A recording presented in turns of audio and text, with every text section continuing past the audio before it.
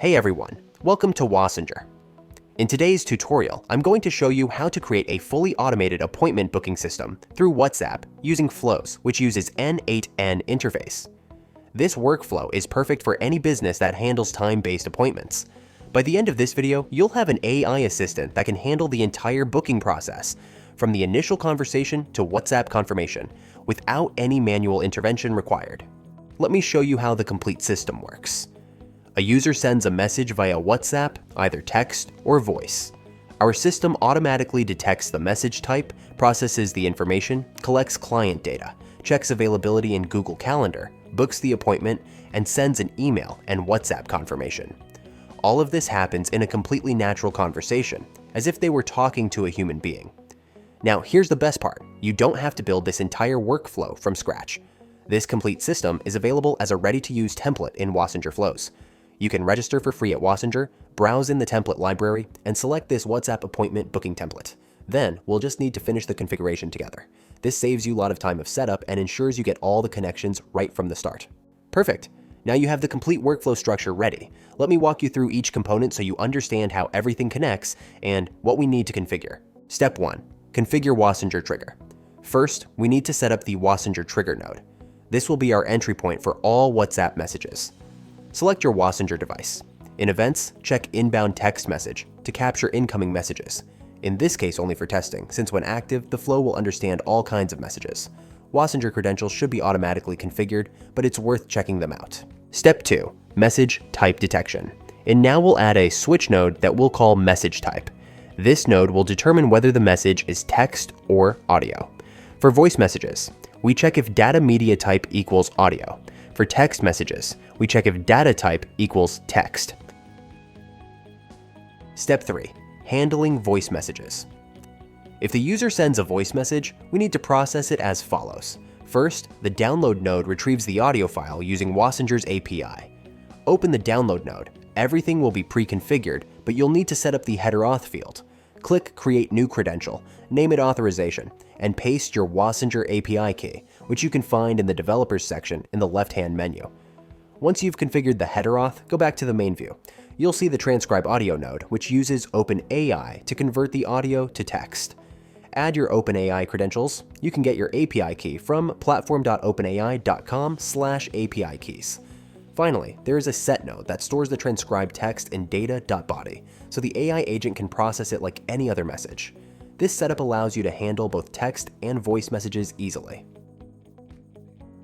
Step 4. The heart of the system, AI agent.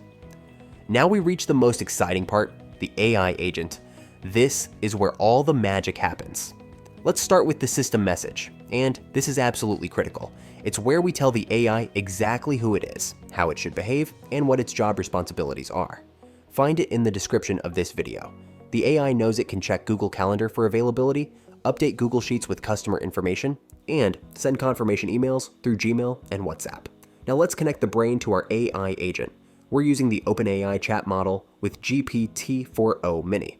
Next, we add simple memory with a 20-message window. This is crucial because it allows the AI to remember what was said earlier in the conversation. Finally, we connect the Google Calendar tools. Calendar Read lets it peek at the appointment book to see what's available.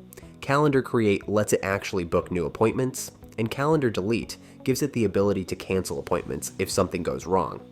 The AI automatically knows when to use each tool based on what's happening in the conversation. In the Google Calendar tools, everything will be ready to use, but you will need to add your Google credentials. To do that, enter on any of the Google Calendar tools and configure your credentials. If you don't know how to set them up, you can find a short and easy tutorial in the description of this video. Step 5. Your customer database, Google Sheets. We need to perform 3 simple actions. Look up existing customers, add new ones, and update their information. Before this can work, you'll need to connect your Google account, just like you did with Google Calendar. To do that, open any of the Google Sheets nodes, go to the Credentials section, and authenticate with your Google account. This grants the system permission to read from and write to your spreadsheets.